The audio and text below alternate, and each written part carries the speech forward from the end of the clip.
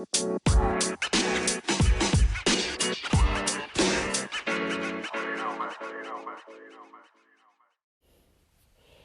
right, guys, welcome back. Welcome back to the podcast.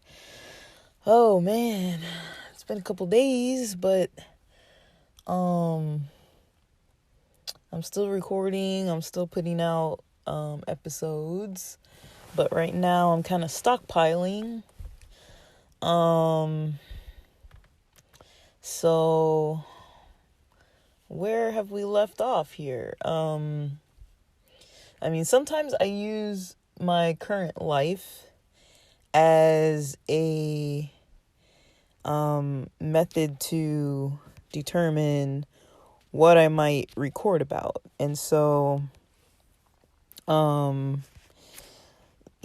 talk about a lot of some of my personal life on this podcast pretty often. And so, I don't like keeping people completely in the dark, but a lot of you guys know I live with roommates, housemates, mainly because it's a lot more affordable where I live. I've mentioned before the aspects of,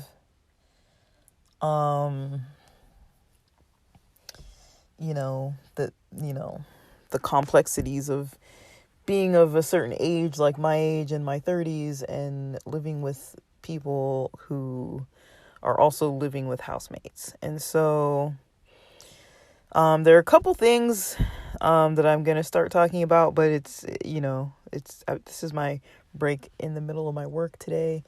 One of the things I would say would be just kind of household rules. Also the financial aspect, financial savings, financial planning. And then other things like local resources if you do need to move, or even potentially the job market and any kind of barriers that might come up for people. So with podcasting, I noticed there's a lot of certain needs that people have as far as like resources and information, even if it's not direct resources like, hey, call this person for this type of help for A, B, C, or D, or XYZ, items. So sometimes a person might need help with just the planning aspect of things with the housemates or with your housing situation. If it's roommates, that's going to be different than neighbors. And the independence you have personally with your housing arrangement is going to impact other factors. So, sometimes you feel like you can't really pay as much, or it's getting to become a barrier. And this is a situation that I noticed with a lot of my friends. And so a lot of my friends were not licensed at a certain point and are newly getting licensed during this year, during last year, because the pandemic also had a role in people not being able to take their exams and get the results back from the board. So their license wasn't posted or anything, and they didn't have all the details of their ID numbers and all the stuff that they need to say, hey, I'm officially licensed, so now I can apply to these other jobs that require me to prove that I'm licensed now, and can work for a different type of job where you would get more pay, more responsibility, and more pay based on being licensed. And to be licensed, you have to have a certain amount of hours supervised at a certain type of site. It seems like it takes people about 2 years, 3 years, maybe up to 4 years just for the licensing part, depending which site you work at. I mean, you want every week to be counting a certain amount of hours towards your licensing until the point where you can take your exam. And then once you pass your exam and have all those hours, and it has to be specific types of hours, like group therapy or like individual supervision, group supervision, individual therapy, assessments, different types of things. Like you're divvying up your hours that you work.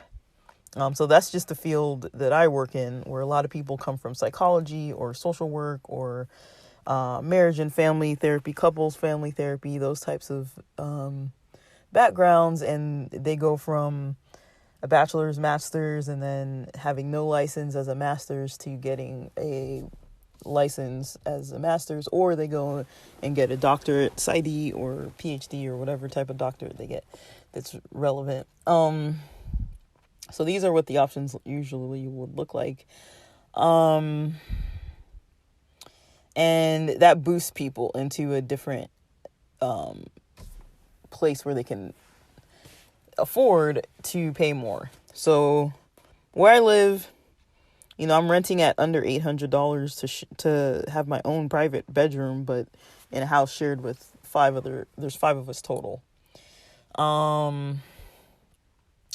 And a lot of people I know have either family members that they live with or roommates that they live with.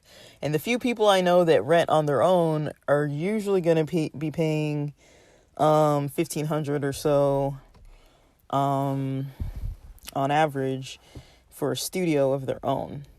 Which, as I mentioned, with the pay rates and the increases with all the inflation and everything, that's not really enough. Like, if you have no emergencies, no major payments like car payments, no major financial, issues, usually people can kind of make it work. But what I see is when there's an emergency that comes up, it becomes a nightmare because the jobs are so stressful and strenuous that you don't really have a lot of extra time or energy to work more or work a different type of job, because you do need to kind of feel refreshed every single day. So, because you're working with people's mental health and, their stability, and working in those types of environments. I mean, you definitely feel, the type of people that you're around. Like if you're around people who are quite unstable and, crying and anxious and, stressed out. I mean, even if you're able to kind of just like fully disconnect yourself from that, it still takes a bit to kind of get you kind of feeling back on track. After just being in the presence of somebody who's got a lot going on and you're really trying to actively help them. And this is like at least 8 hours of your day every weekday. So just balancing that out, you really want to have and not just my field, but other fields too. You really want to have a home environment where you can actually recover so you can actually work properly.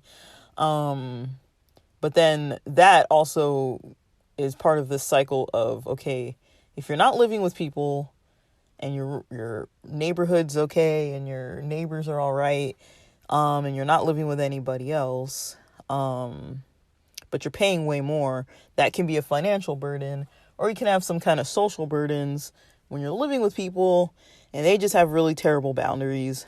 It's like, do you want to pay almost double what you're already paying?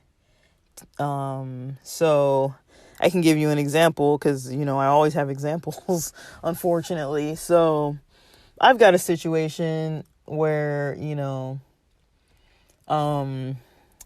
we've got a person in our house that's just wild. Like she's not physically aggressive. She's not, a danger to herself or others, but she's just obnoxious and doesn't seem to feel like she needs to follow the rules. She's impulsive and doesn't seem to be able to fully control herself.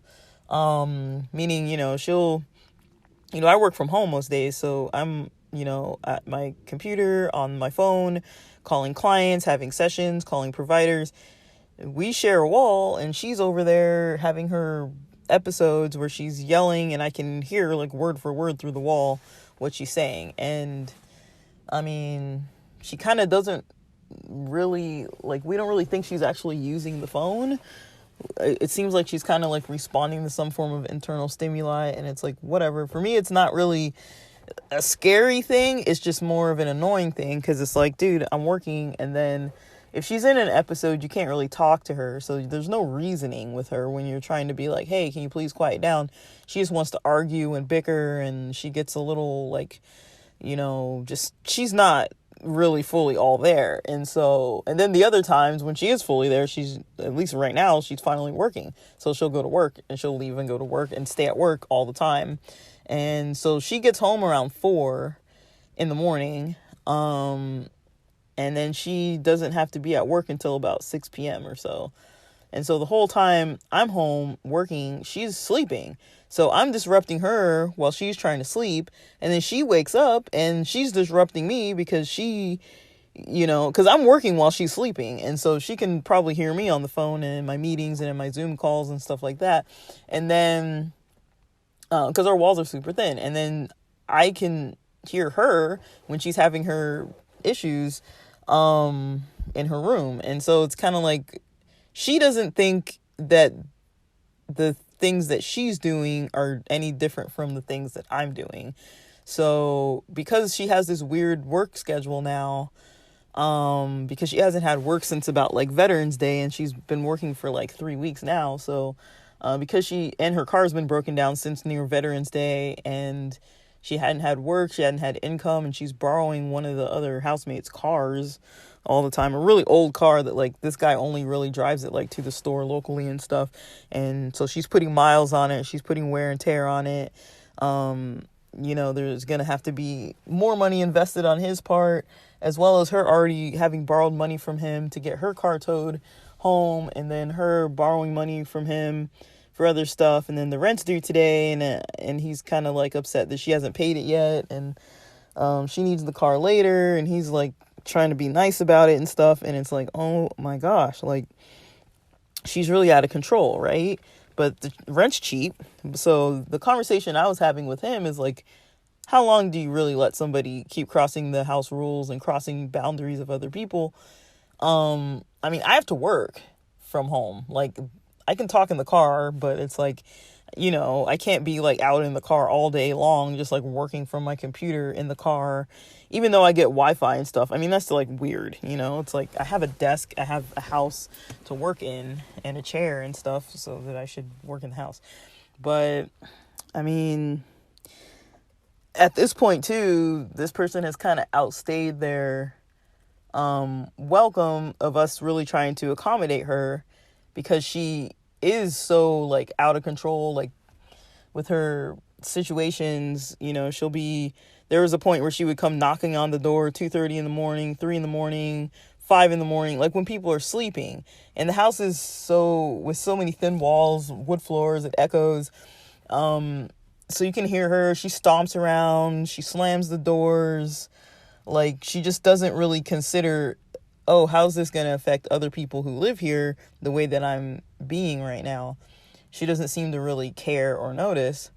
So taking all those types of things into account, she's really, really kind of creating a negative environment. But then there's someone who's more in charge of everything, that he's kind of like managing the house, and he kind of allows her to kind of just be this way without really fully kicking her out. And so he has mentioned that she needs to leave and things like that, but he doesn't feel appropriate kicking her out when she's not fully stable with work, doesn't really have a car. She's female, she's in her early 40s, and this guy's like 60, 70-ish years old. So he doesn't feel comfortable just being like, well, you gotta go. But then on our end, for the rest of us, we're like, dude, we're all hardworking people and we try our best to be quiet. And so why should we have to live with somebody who just can't control their emotions and their behaviors? And it's been over a year going on like this, where she has periods of silence and quiet because, like lately she's mostly just been silent and quiet because, she works so much and she works such weird hours that usually, like yesterday was the first time she's had an episode in maybe like 2 or 3 weeks or so, with the exception of one where she was like yelling about her dad who didn't want to take COVID precautions and he's a vulnerable risk category. So, but yeah, so those types of things, you can always set boundaries, but it's kind of like, okay, like, where does it come to a point where, you know, there's someone else breaking the house rules. There's someone else who can't really manage themselves and their emotions and their finances and things like that. Like, if she can't pay the rent, it doesn't affect the rest of us, but it affects the guy who's managing the house, because he has to dip into his pocket, make sure that, you know, he's the one who's more responsible for if things go kind of wrong.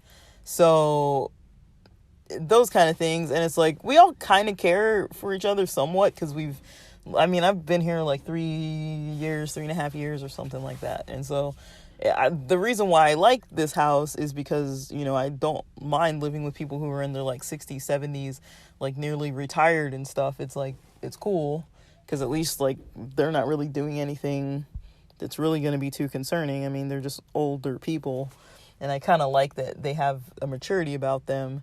And, we're such a different age range that, like, it's not like I'm really expected to, like, hang out with them or anything. Like, we'll chat maybe a little bit, but mostly what we chat about is when this other person's having, like, a situation happening. So, we really, mostly tend to want to, look at these different types of factors in life and say, like, is this a barrier? Is this a problem? Is this an issue? Is it affecting my mental health? There was a point where it was like, oh my gosh, this is such a distressing situation. I was like, I'm literally going to leave. But yesterday, it surprisingly didn't bother me as much, because I was able to kind of voice my concerns. And I was kind of like, well, she's just like popping off and like whatever. And I kind of get, like, when she's like that, it's like, oh, I could tell she's not really in a state to be reasoning with anyways. Like, so, but at the same time, there's the question, like, why do we have to deal with her not being able to manage herself? So it's kind of things like that, right? But the housing crisis situation, is really a problem because of things like this. Like, I know a lot of people who are forced to choose between, living with people so you can actually reach your financial goals, plan for your life, your future, your retirement, all these kinds of things, or you live alone and then, can't really afford it. And then there's people who just totally move out of the state altogether. So, because we have really high taxes, we have really high everything here in Southern California. So it's like, gas is like I think the last time I bought gas, it was like $4.85 or something. I think I got like $56 or $54 worth of gas, and it wasn't even a full tank. Like, I already had like about a quarter of a tank, and it already cost that much. And food costs more. Any deliveries of any form are going to cost more. Everything kind of just costs way more than it already did. As well as, the options to move. If you're in a place where the rent is pretty controlled, or they're just not increasing it, at this time, a lot of people are just trying to stay put. And that's kind of where we are right now. It's like, okay, let's try and stay put. We know that the rates probably aren't going to go down, but you're kind of stuck. And if you're like an LGBT person or whatever, like a person who's like a minority of some status and different to some extent, you kind of worry about, okay, like, if I'm moving housing and I have to live with other people, are they going to be prejudiced? If I go to a different job site, is it going to be okay? Like, depending on what type of minority you are, you might be feeling stuck to stay where you're at, just because the change, you don't really know what's going to happen. Are you going to get a prejudiced boss, or like the person you sit next to at your new job is going to be a prejudiced person, or like what? And a lot of people in society, their mental health has kind of decreased. And so because of that, it's like, it's hard to really know what to expect. Some people can't really manage their stress or their anger. And so you don't want to be like stuck in an environment where it's like, oh my gosh, I don't want to like deal with all this.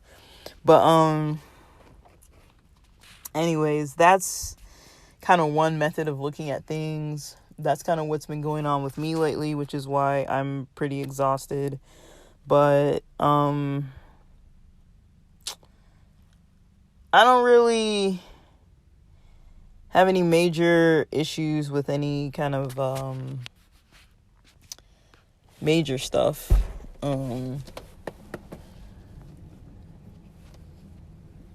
Not outside of this. It's just, this is kind of just what it always is right now. So I'm gonna see kind of what happens with things. But I think those are the kind of questions that people need to be asking when things are shifting all over like this. It's like, okay, like, is it worth sticking it out, or is it time to just kind of move on and find something that's going to work out better? There are sites like 211 and findhelp.org that have updated resources, so you can call them, or on findhelp.org you have to go on the website, but you can contact it and get what you need, even if that means resorting to free food options from food banks, so you can just save on groceries.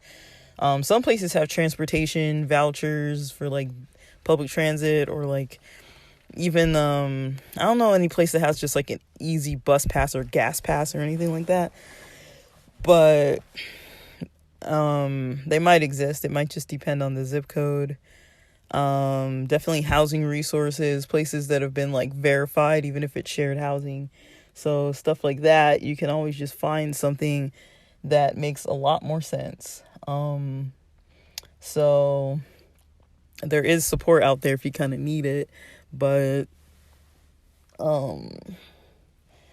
yeah, it's slow going, but I guess that's all for now, and good luck out there.